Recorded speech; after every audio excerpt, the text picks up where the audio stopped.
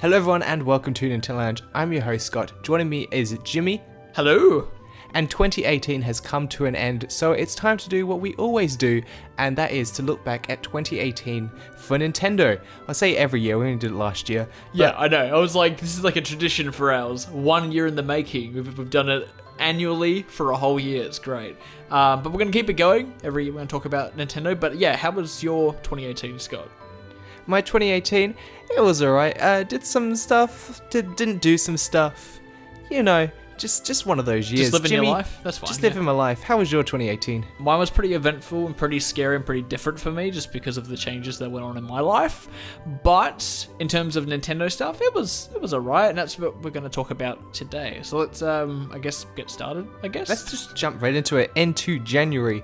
And January saw no release of any big Nintendo published games. Mm-hmm. However, we did have the Nintendo community very thirsty for a Nintendo Up in Direct. arms. Yeah, absolutely, yeah. It was ridiculous, just because I think there was, I don't know, like, do you remember if there was like a drought of no Nintendo Directs for a while, or like what kind of caused this? Was it just like, just came up? I think it was a little bit of a drought, but also the fact that people we were just expecting Nintendo Directs, and whenever leaked would happen, it would be real, and everyone's like, okay, it must be happening here, right. And that never happened, and they're like, oh, it must be happening here, and then everyone just, it sort of turned into like a tumble roll effect. It went into like a detective mode, like not like a good detective like Sherlock, like a bad detective like Detective Pikachu. The game, not the movie. The movie might be okay. But yeah, no, like it just kind of gets into that. I'm kind of expecting it to get into that sort of thing at the beginning of 2019 as well. But we eventually got one, didn't we? When did that actually come around? Was it like late Jan or like... It was the 11th of January, so the whole first 10 days of January was just filled of Nintendo fanboy and girls just clamoring for one, and it happened in the form of Nintendo Direct Mini, which I found to be quite humorous with all the lead up. A lot of people thinking that this Chibi Robo Fire tweet it'd be the biggest thing, yeah. Nintendo Direct, this little me in a hot dog costume, or it's all leading to this. It was a cute little Nintendo Direct, the first of many we would have throughout the year. Mm-hmm. But a few days after the Nintendo Direct, Nintendo announced this new revolutionary sort of toy for your Nintendo Switch known as Nintendo Labo. That was back in January? That was back in January that was announced. Dude, that's... Okay, this whole thing's going to be me realizing how quickly this year went by for me. Because, like, since it was such a weird year for me, like, I'm going to just think back, like, that was then. I'm not keen. Anyway, go. Just keep going. Labo. So, Nintendo Labo was announced on January the 17th. And a lot of people were confused. A lot of people were like, oh, this isn't very cool. A lot of people were like, this is a very unique concept. Mm-hmm. A lot of kids were like, this seems extremely cool, like a new Lego. Yeah. And me, I was like, you know what? We're going to do something with this. Of course, I'm talking about Labo Wars. Anytime I can sort of plug that, I'll go for it. Yeah. And Labo ended up coming out on the April the 20th, 420, as a lot of people like to make jokes of back in the day. It released to somewhat success, not as massive as probably Nintendo was hoping for, but it definitely wasn't a failure. Jimmy, what were your thoughts on Nintendo Labo when you got to give it a shot? Well, I got to first kind of give it a proper shot. Well, I don't know, in terms of like the most fun I had with it was when we put it to practice in terms of like the Labo Wars that we did. Where we made a game show and we made like a Robot Wars-esque kind of thing. That was like a lot of fun, just because we were kind of making the fun out of what Nintendo gave us, so it kind of acted as a toolkit, and that's what I kind of see Labo as. So I think a lot of people are kind of treating it as like, oh, it's got a lack of like, you build the thing and you get like 30 minutes of fun, then you kind of like out of it. But I think it's not really a game. I think the problem is it's being sold on shelves at like EB Games and GameStop kind of things, and it's kind of the way the marketing's kind of going and how people and companies are selling it. It's showing it to be like, oh, it's a game. You'll pick it up and you'll play it all the time. But I think it's more of a learning tool, a bit of a toolkit for you to kind of take it and make your own fun out of it. Sort of like, as you said, like Legos and stuff like that. Legos isn't fun as like a big pile of plastic cubes, But once you start putting them together and making things out of it, then it becomes fun. You make your own fun sort of thing. Unless you've got like the kits. Like with Lego, you have like the build sets. That's what the Labo sets are. They're kind of those things where you build things, and they're very expensive as well. I think Labo's a bit too expensive as well. That's a problem with it. But once you get those things together, you can kind of make things out of it. I think if they want to expand it more and keep trying to do more things, hopefully they'll do more things with it. Then we could see it actually being pretty cool. But as it stands at the moment, I think it's got potential, but it's not quite there yet. But you had a lot of fun with it, which was cool. I'm glad you did. Exactly. So we had the variety kit, which came with the RC car, the piano, the house, all that kind of stuff. We had the robot suit that came out at the same time.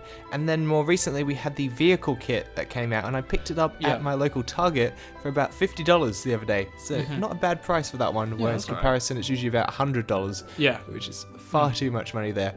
Yeah, absolutely. But 2018 has also been the year of ports for Nintendo Switch. A lot of them, shall we say. So we're going to go over some of the main ones that came out, starting in February, being Bayonetta 1 and 2 for the Nintendo Switch. As Jimmy knows, I like the Bayonettas.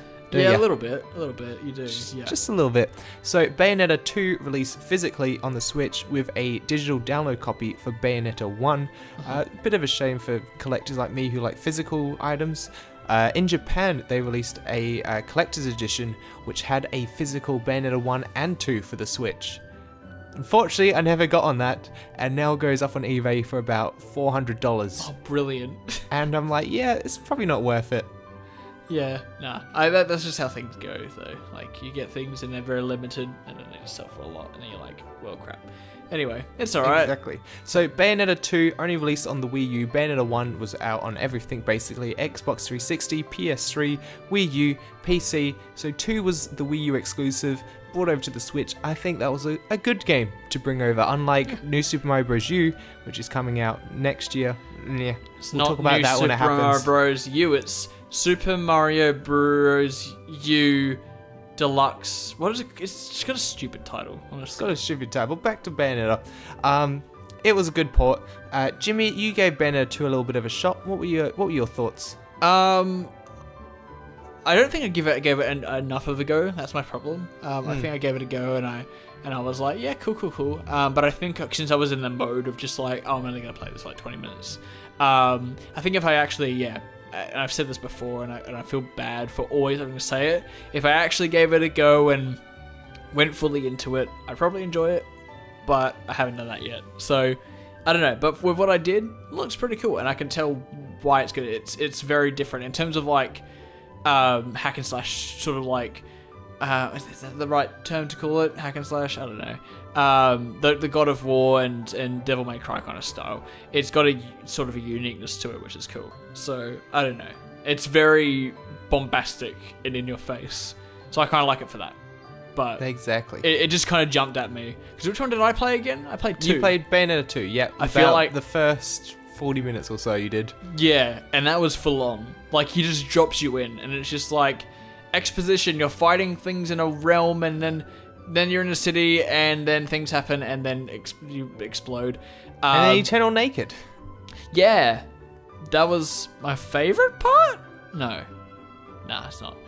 My favorite part was when we finished playing it. Haha, just kidding. I'm just a prankster. So May was portception. It was with the release of Donkey Kong Tropical Freeze for the Switch and Hyrule Warriors Definitive Edition. Now, the Hyrule Warriors port would have to be the better one out of the two for me. Donkey Kong Tropical Freeze was a pretty bare bones port like Bayonetta 1 and 2. However, it did add in Funky Kong, which I think was a pretty good inclusion. Funky Kong being one of my favorite characters for Mario Kart Wii. I picked him all the time. Whereas Hyrule Warriors, it added everything from the Wii U version of the game, everything from the 3DS version of the game, which was pretty cool, up to all to 1080p HD graphics, and then added in a few little extra stuff for the Switch, including Breath of the Wild costumes for Zelda and Link. I picked up Hyrule Warriors Definitive Edition. Didn't really pick up Donkey Kong because I already played that fully on the Wii U, and I didn't really have that much interest in playing it again. Jimmy, I know you were excited for Donkey Kong, but you never picked it up, did you? No, I haven't got a chance yet. But hopefully one day. I don't know. Well, that's literally going to be me the whole time. There's been a very small amount of games I've picked up and played this year, and that's the unfortunate thing. So I'm not going to be talking about like, oh man, this game I've played and I love them. It's going to be kind of limited in that area. But oh well. But no, out of the two of them, Hyrule Warriors and Donkey Kong. Out of the two, I'm probably most keen on Donkey Kong. I don't really care about Dynasty Warriors or Hyrule Warriors or whatever it is. It's not really my thing. But yeah, I will give Donkey Kong the benefit of the doubt with the lack of content, in that it's just like, hey, this was a really, really good game. Didn't sell really well because it was on a terrible selling console. So to bring that and bring what seems to be a really good game and let people play it is really cool. And with Hyrule Warriors, they have so much content they could possibly add to it because they had the 3DS version, and then they've got a new Zelda game that's come out recently. So like, let's take content from that and let's add lots and lots of new stuff. Donkey Kong's just Donkey Kong. You can't really we haven't got like a new Donkey Kong game to add some stuff from, or take some like lore from other things and add some more content through that. So it just kind of, if it's a bare bones port, that's fine. I understand that. That's cool. I won't complain about that too much. But hey, anyway, what's next? Next up is another port, Captain Toad Treasure Tracker for Nintendo Switch. One of my favourite little Wii U games, an absolute gem of a puzzler. It originally was a little mini game in Super Mario 3D World and then turned on into its own little spin-off title. This version included some worlds based off Super Mario Odyssey, which was pretty cool. However, they removed all the worlds that were based off of 3D World. So there were some extra stages in the Wii U version where you went to the 3D World levels and you got to explore them as Captain Toad. However, they completely removed it and replaced it with the Odyssey stuff, which is a bit of a shame. Wish they could have included both of it. But at least you got the Odyssey stuff in there. When that game came out, I was like, alright, awesome. That must mean they're bringing 3D World to the Switch, which I think would have been the best idea for a Mario port to the Switch. Yeah, fair enough. But as we said earlier, we've got Super Mario Bros. U Deluxe for the Switch, new Super U Luigi U, which I'm keen for because I haven't had a chance to play those titles. But yeah, if you're saying that you would have preferred something over that, then that sucks. But who knows? I might enjoy it still. Captain Toad Treasure Tracker. Did you ever give that one a shot? No. And I looked at the gameplay and stuff like that. I don't know if I'm looking at it wrong, but it looked a bit slow and it looked a bit, I don't know. I don't know if I liked how it looked, but I feel like it's probably kind of fun. I feel like it's one of those games that's better to play than to look at, because it's one of those games where you sort of like observe the world. You got to think. You're like, all right, so I've got to get over there, but how am I going to do it? How am I going to traverse this map? How am I going to manipulate the map to get the stars, sort of thing? Whereas you're watching it, you're just sort of like, I am a bit more of a action kind of thing, because like the jumping mechanic being like taking the jumping away from a Mario-esque character, because I know Toad, like the point of Captain Toad is that he's carrying heavy stuff and he can't jump. I get that, and I know it's interesting because of that, but since I'm like, now I want it to be a bit more fast and get through it and puzzle through levels and figure my way out through it by jumping around and looking around lots, instead of, using a touchscreen to swipe around and figure out how to figure things out. I don't know. It's puzzle games, not always for me. But hey, it looks pretty though. Exactly. We had other ports throughout the year, such as Go Vacation, which was a Wii title, sort of similar to Wii Sports, but not as good. And then a few other third-party ports, as we always do. But moving on to some of the original Nintendo-published games, we're going back to March, and we had Kirby Star Allies. This was actually my first ever Kirby game that I've played through completely. What did I think of it? It was alright. It was just a sort of good Kirby game. Nothing great, nothing bad, just good.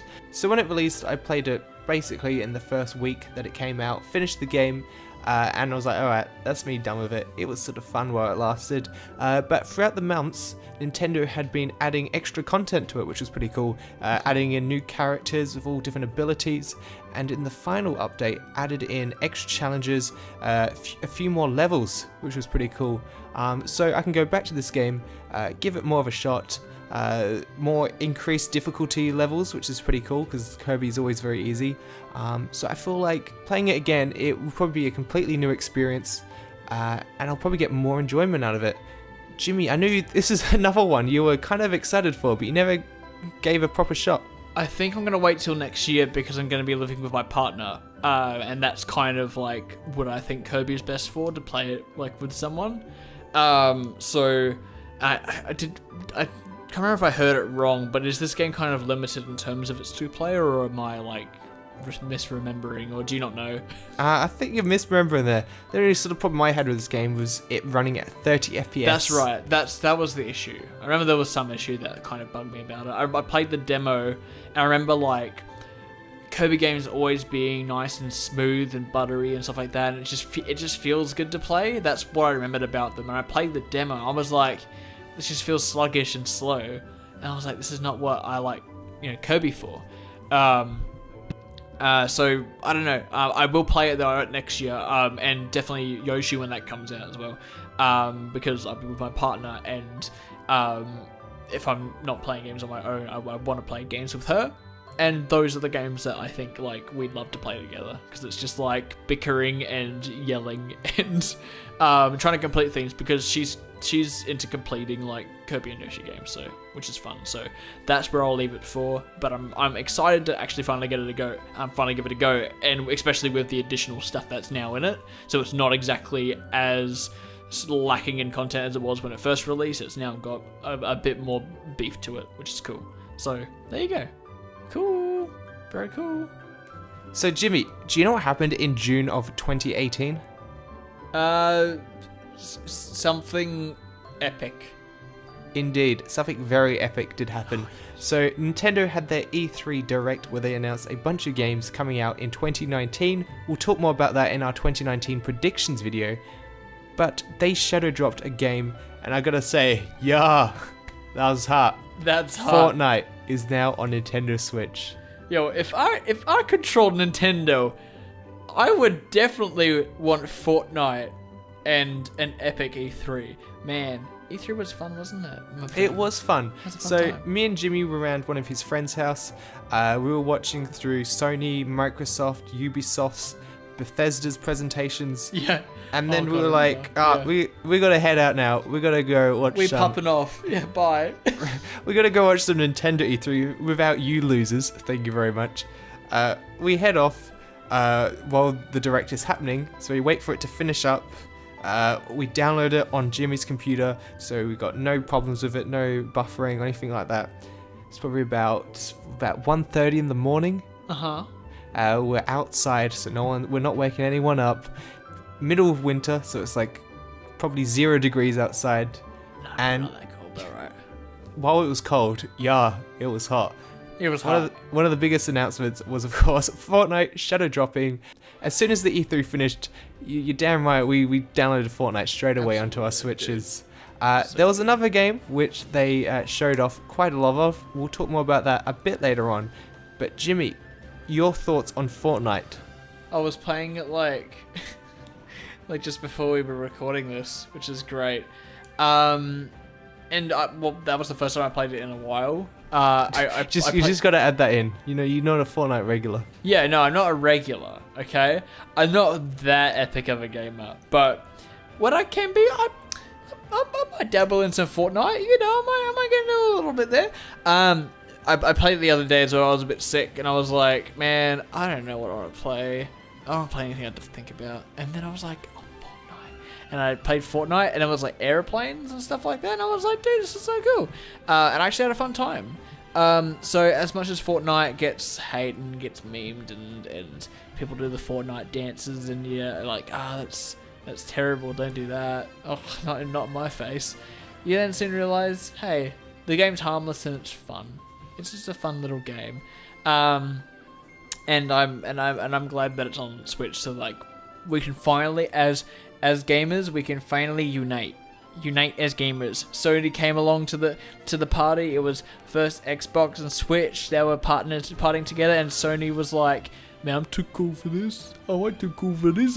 And then they just had another great time, and they were making lots of money at this party, and so he was like, you know what, I might come join. And so they came along. But yeah, no, Fortnite, I don't know why I went on a ramble. Fortnite's a cool game on Switch. Fun times, no hate. So, also in June, we had the release of Sushi Striker on the Switch, and also Mario Tennis Aces, the most competitive game of the year. Dude, esport, absolute esport. So, Sushi Striker released to not that much excitement, to be honest. I only just recently picked it up very cheaply. I know, Jimmy, you didn't care about this game in the slightest, did you? No, I saw the gameplay, but I was just like, whatever. Yeah, it sort of seemed come across as sort of like a mobile kind of puzzle game. Yeah, that was it. It was like a mobile game, yeah. I've given it a shot. Yeah. It's pretty fun. It's got some pretty well done animations in it. So if you're a fan of cartoons and anime, you may enjoy this game. Cool. If you're a fan of puzzle games, you may enjoy this game. But if you're looking at it and you're like, probably won't enjoy it, you probably won't enjoy it. Probably not for you, yeah. So, Mario Tennis Aces, another game that Jimmy was so excited for, didn't even buy. Yeah, I just... Man, it's so expensive. Games are expensive. I didn't have enough time in 2018. When I mention this again, I was a busy boy and I didn't have much time to play games. I was very content with the games I chose to play instead of those ones. So sorry guys. Fair enough. But how was it for you though? Like, would it have been worth it me spending the $70-$80 on it? So, the last Mario game, Mario Tennis Ultra Smash, released on the Wii U and was absolutely awful. It felt more like a tech demo than an actual game. It felt like a tech demo for the graphics engine sort of thing. And then comes along Mario Tennis Aces with a new story mode, more characters, more courses to play on. It seems so good. And they've been adding new characters, new sort of mini games every single month since the game's release, which is really awesome to see them sort of showing the support for the game. Yeah, it's a lot of fun. The story mode, I'm still stuck on the final level. It's very difficult. Hopefully I'll get it done by the end of the year. That's my goal. So I've got about 2 days to do it. Jesus. I'm going to do it, Jimmy. I'm going to do it. Okay. Did you ever play it around my house at all, or we haven't even given it a shot yet? I don't think I actually touched the game at all, which is surprising. I don't think I have. I played ARMS, I played Mario Party at your place, I played Bayonetta. I didn't play that one. I actually just didn't play it. Well, we'll have to do a video on that sometime soon. So in July, Octopath Traveler released, formerly known as Project Octopath Traveler. A great name change there, I have to say, Square Enix. Very innovative. So one of the key features for this game that caught my attention was the art style. Absolutely beautiful, one of the best art styles I've seen in a game in a long time. I picked it up, I got the collector's edition, which was really cool, had a little pop-out book and everything, a little metal coin, poster, all that kind of tat that you don't really care for once you actually buy it. I bought it, haven't even tried it yet, to be honest. It's just such a big game and such a massive story, and I've heard that it takes so long to finish it, and there's quite a bit of grinding in the game. I'm like, I'll get around to this one eventually. Damn, dude, that's wild. Well, there you go. Right? You spent a whole bunch of money on it. I did. Good boy. Good boy. Supporting Nintendo. Nah, just supporting Square, who apparently released a Just Cause 4 and apparently wasn't that good. So I learned that the other day. So Square Enix have been loving the Switch in regards to RPGs.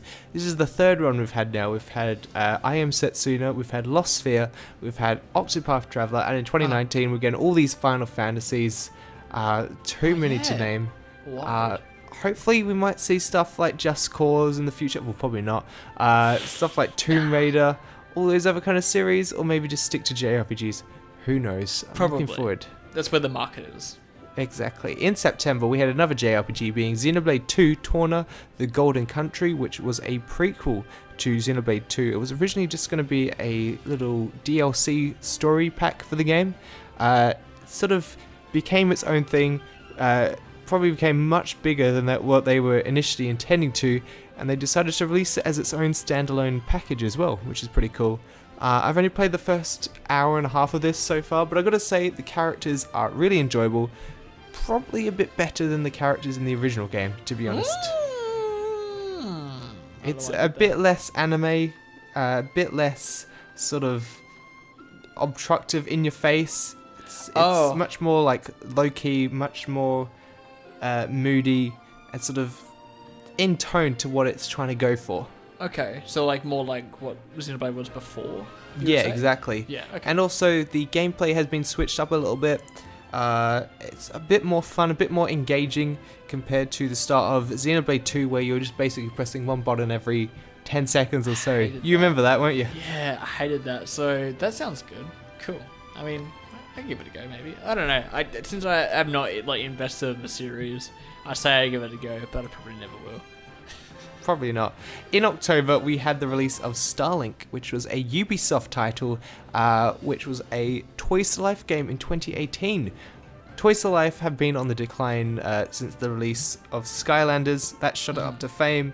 Then we had Disney Infinity, we had Lego Dimensions, we've had the Amiibo, and it all kind of died down. And then Ubisoft comes in late to the party. They're like, "Oh, what's up, guys? I bought the pizza." Oh, wait. Where's everyone? They're like Sony coming in late to the party. They're like, "Wait, there's money here," so they come in and they go for it. Is it done well? Like, or is the game good? You played it. It did fairly well. It's got reviews fairly good, very good.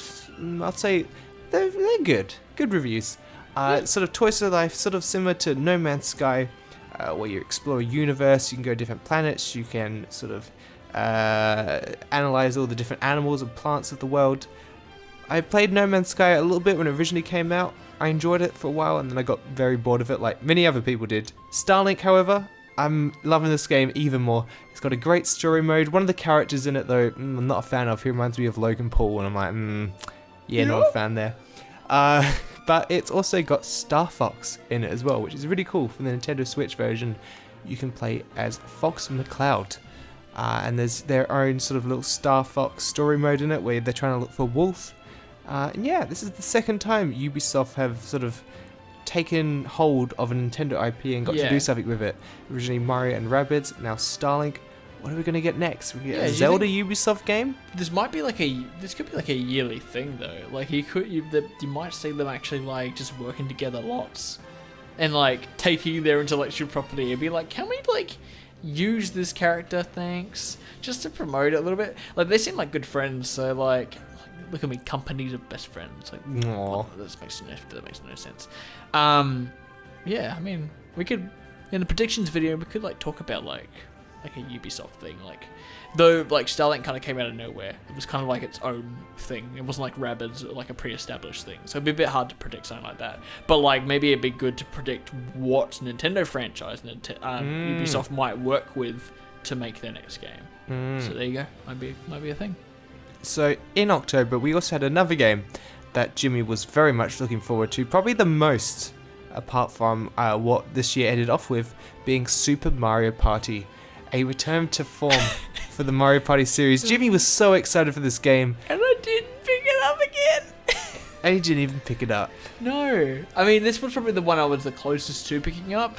But I don't think I'm in enough scenarios to be in the place where I enjoy playing it the most, which is like in a party scenario or with like a family or with like friends and stuff like that.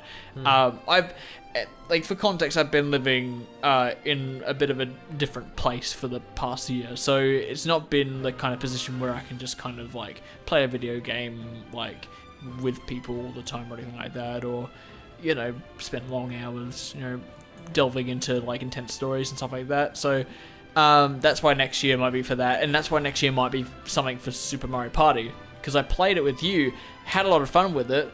There should be a video about it soon, right? It's already video up. Wait, what? It's up now, so go check that one out if you're in for a fun time of me and Jimmy playing Mario Party. But yeah, I've also done Mario Party with other friends, with Katie Pops, with a bunch of other people, and everyone else seems to love it. There's a few things I'd like to have seen them improve. More stages, of course. There were only about 4, which they were all kind of sort of uninspired compared to other Mario Party titles. But other than that, it was a lot of fun. Hopefully we may see some more updates in the future. I doubt it at this point, but it'll be pretty cool. Yeah, no, but yeah, at the end of the day, I wouldn't play it like every day and make it my like life to play Mario Party. Oh man, It's you're not just one of kind those of the cool thing- kids. Nah, fortunately not. It's just one of those things, you pick it up, you play one match, and then you never touch it for a couple of months. So the lack of maps isn't something that infuriates me a whole lot. I won't be playing match after match after match after match. It'll be like one match every so often, every now and then. So I'm not too mad about that. That's fine. But they could have done it. But I think Nintendo gets that it's one of those games that they pick up every now and then in some of the games. So I think that's fair. Fair Yeah. enough. In November, we had the release of Pokemon Let's Go Pikachu and Let's Go Eevee. This is Yeah. the first time we've had sort of like a mainline series Pokemon game on a console. This being a sort of remake of the original Pokemon games. A lot of people in the past have been like, oh, these Pokemon games are getting too samey. Want them to change it up a bit. And then we had Pokemon Sun and Moon, where they basically changed up the formula of it. They sort of changed up the whole gym aspect. Yeah. I never actually played Sun and Moon, so I can't properly say how it worked. They're But I do know alright. they changed it up quite a bit. And then we Yeah. go back to Pokemon Let's Go, where it sort of goes back to its roots, apart from wild Pokemon battles. Sort of Yeah. taking inspiration there from Pokemon Go, where you just sort of flick your Pokeball and you try to catch it. I picked it up. It's quite a bit of fun. It's this sort of classic Pokemon goodness. Nothing outstanding, I It's a thought. bit more chill. Yeah. No, that's cool. Yeah, I think at first I hated the it's like seeing the wild Pokemon in the world and then approaching them and then throwing a Pokeball at them. But then it got me thinking. Sometimes like in Pokemon, there's a big thing about like the whole RNG of like running in tall grass in circles to try and encounter a certain Pokemon. Oh, it's not the Pokemon, run away. Encounter a Pokemon, wait for the thing to come up, and then wait for the Pokemon to appear. Oh, not the Pokemon I want, run away. In this one, it's like you walk through an area and you see the Pokemon pop up. If it's not what you want, you just don't go up to it. And that's kind of like takes away that whole... I say takes away like as if it's like a bad thing. I mean, like it makes it so much simpler to find exactly what you want and to kind of play in a more fluid way, I guess. So it's more like you see a Pokemon you want, you approach it and you go battle it instead of constantly cycling through randomly generated Pokemon all the time. And apparently it's been fun to try and find shiny Pokemon for people. Like I've seen lots of people say shinies are a lot easier to find in this one and a lot more fun because it's not about going, as I said, cycling through Pokemon battles. It's more just running around an area and seeing it pop up in the tall grass and you see it there and you see it actually in the open world, which is really cool. So I like that.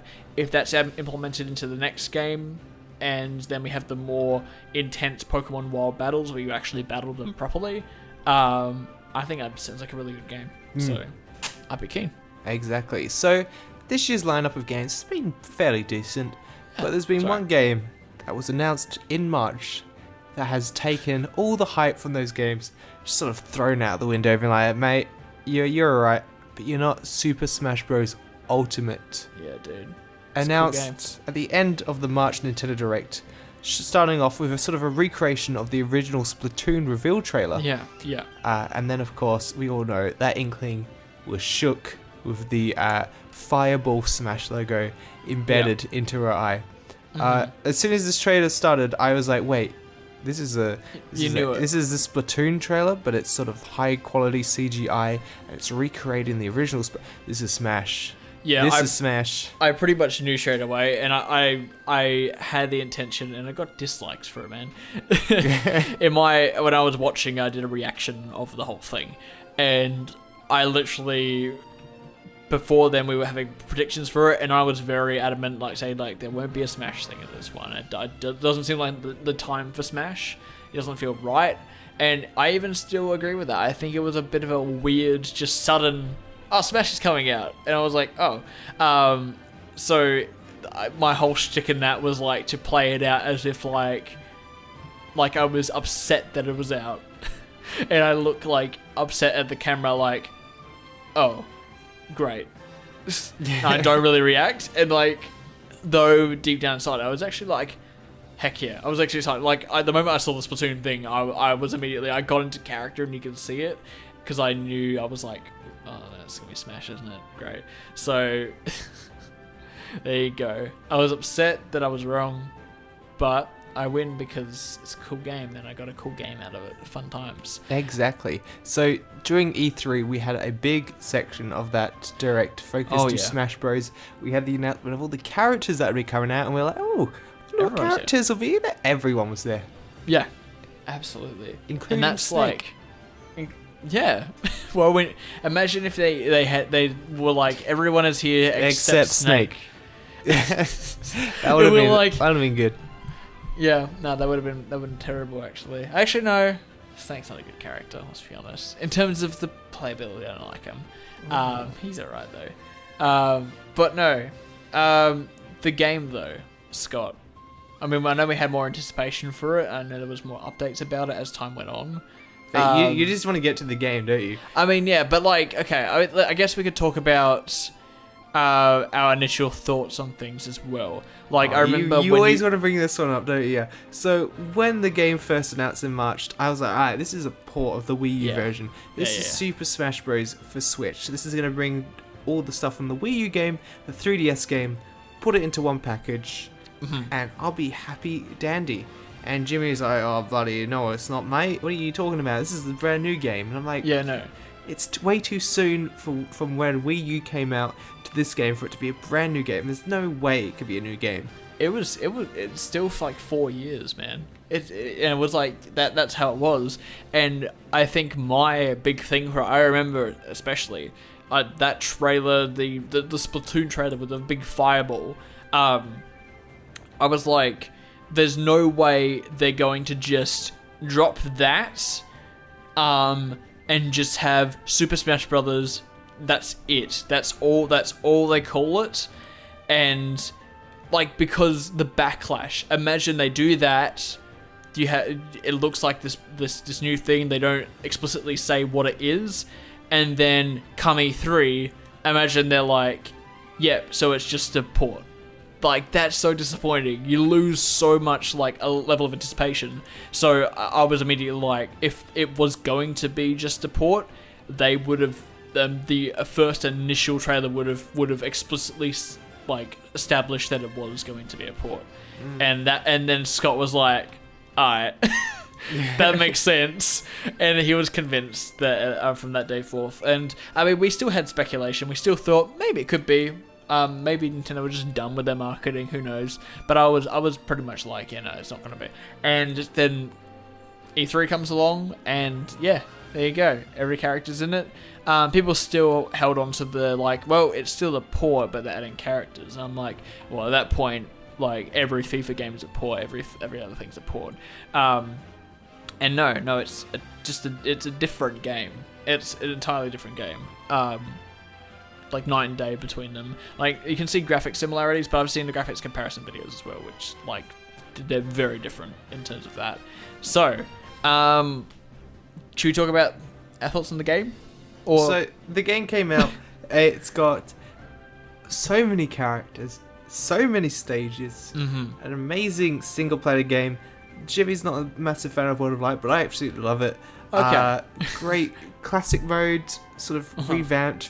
Sort of the Wii U version of Classic was absolute trash. This one is so much fun. Every character's got its own sort of unique sort of story to it. And I love that. Yeah, what I was going to say was the World of Light. I actually bumped into a friend Jordan was playing it today. And I saw that he was in a section of the game that wasn't quite like what I was experiencing at the beginning. It actually changed up. So I got a little bit spoiled for me, but that was okay. Because then I was like, oh, it's more than just that. You do other things as well. There's more to what is initially presented to you. And that intrigued me to actually be like, okay, I'm actually keen to give it a go. And he told me, like, yeah, actually it gets better, and it's something that you kind of like have to, it grows on you a little bit. So I'm keen to give it more of a go. Classic mode, however, yeah, I played through all the classic mode for every character in like 2 days. and I unlocked every character through that. I had all the characters before Scott, so I'm a more epic gamer than Scott. That's the one thing I got out of that. Alright. You're very offended by that. I am very offended. I can tell. So we're going to move on before Jimmy flexes anymore. And we're going to talk about some of the third party and some of the standouts for third party this year. One of them being Capcom. So this year Capcom have released games such as Okami for the Switch. In the West, it only released digitally, while in Japan it got a physical copy. That's the one I picked up. Thankfully it had English on that version. We had Monster Hunter released on the Switch, sort of a port from the 3DS version. Yeah, I didn't pick that one up, wasn't too keen on it. We've had the Street Fighter collection on the Switch as well, which is pretty cool. A bunch of Street Fighter games all in one package, which is very cool. And we also had the Capcom Beat 'em Ups collection. It's just a bunch of Capcom games. Jimmy, you a fan of Capcom? Sure. I'll leave it at that. Very good. I don't have a strong opinion. I don't know. We've also had Crash Bandicoot released on the Switch. Yeah. Something we never thought would happen. That's crazy. The original 3 Crash Bandicoots, originally PlayStation exclusives, now on the Switch. And in Japan, this is a great little story. Crash Bandicoot was released on the Nintendo Switch, published by Sega. So if that ain't world peace, I don't know what is. We also had Wolfenstein 2 released on the Switch. We've had Dark Souls. Just a lot of great third-party titles. And also to Sega this year, they also did very good on the Switch. We've had Sonic Mania Plus. We've had Valkyria Chronicles 4 and Valkyria Chronicles 1 released on the Switch. Jimmy, you fan of Valkyria Chronicles series?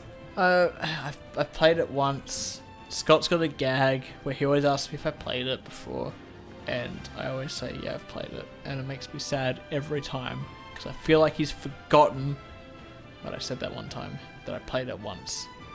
We've also had Shining Resonance release. We had Sega Mega Drive collection. And we've also had the Sega Ages lineup of games. Which is very cool. Jimmy, any sort of third-party game that stood out to you this year? I think you pretty much hit the ball for pretty much everything there. But what I will say, because just in case you forget it, it is third party related, but the fact that Persona's character Joker was actually announced for Smash towards the end of the year was really cool. So I don't know if you're gonna miss that. I know we talked about Smash, whatever, but that was the thing that happened, which was cool. And I know we're gonna probably predict some of the DLC characters, but it's good to see representation pretty much everywhere, and possibly that means Persona 5 or something like that might be coming to Switch. But anyway, that's why I just wanted to point that out, because I don't want you to forget it. There you go.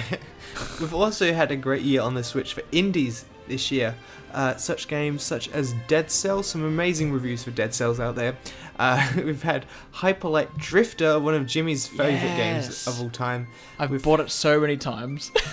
We've had the internet's favourite game, Undertale, released this year on the Switch. Mm-hmm. We've had Hollow Knight, but one of the big ones, Celeste. Yes.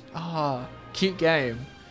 That was my game of the year, wasn't it? Indeed, it was. In Sweaty Sundays, we talked about our favourite games of the year. Like we went from like number 5 to number 1 in terms of our list.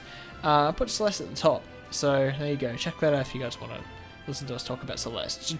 Look at the game awards, Sweaty Sundays, and the other one we did. There you go. We talked about those. But Celeste's a good game. Have you played it yet, Scott? I haven't played it yet. It's coming out on Limited Run Games very shortly, so I'll be buying the physical version there. I haven't actually played many indie games this year, which is a bit of a shame because so many amazing ones have come out. See, I've been the indie game kid. You've been the indie boy. Yeah. Tell me about the indie boys of 2018. On terms of like Nintendo stuff? Yeah, all the indie games you played on Nintendo Switch. Hyper Light Drifter. That's cool because they gave you items you can actually access that aren't in any other versions, and it's like made to a special edition version, which is super cool. Like you got a different weapon. I haven't been able to try the weapon out though, so I've got to give it a go soon. I was gonna say Undertale. I actually finally have a platform that I think Undertale works best on.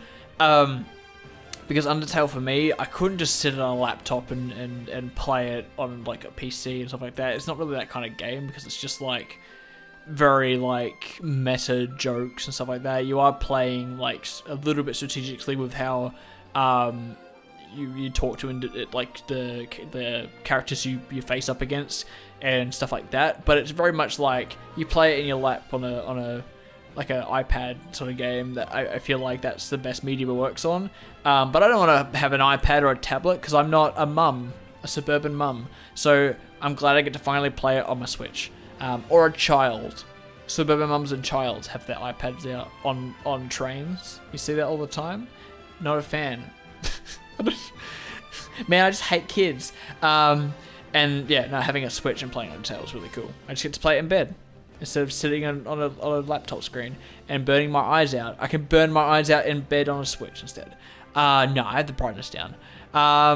What else? Celeste, though. Fantastic game. I've said my praise, all I need to say. There you go. Play it. If you haven't played it yet, play it. I think that's about it. I think. What was the other one you said? We also had Dead Cells and Hollow Knight as well. I haven't played those yet, but I want to play them. And I want to get them on Switch. So, there you go. I think Switch is just great for indie games. I think it's perfect because most indie games aren't too intensive in terms of graphics capability. And from what I found, since a lot of them are releasing later on the Switch, they have all of the patches and everything there. And they pretty much have like some special edition stuff like Hyper Light Drifter. So, you know, when you install a game, like on a PS4, it would have come out release day, you have to download all the patches. But on Switch, it's just all on the cartridge, all in the first download, so it's pretty easy. There you go. I love it. There we are. So one of my New Year's resolutions is to play more indie games on the Switch because it's amazing. Yes. And yeah, over next year I get to talk more about all the indie games I played. But there we go, 2018. A fairly decent year for Nintendo there. Apart from Smash, nothing sort of groundbreaking and amazing. Just a lot of good titles, which it's okay. 2019 seems to be going to be an amazing year. We're going to be talking about that soon. But Jimmy, any final words from you?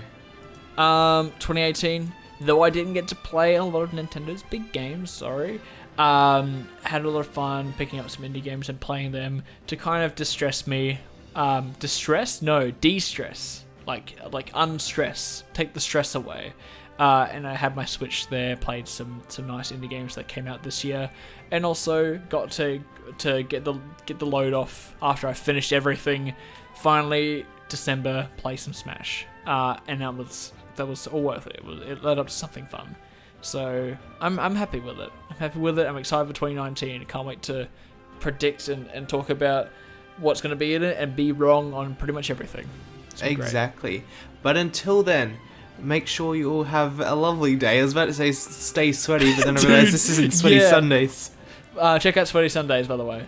So there you go. Those have been our thoughts on 2018. What did you think of 2018? Did you think it was an amazing year? Did you think it sucked? Did you think it was alright? And what are your hopes and dreams for 2019? I'd love to hear it. But until then, stay subscribed. Bye-bye.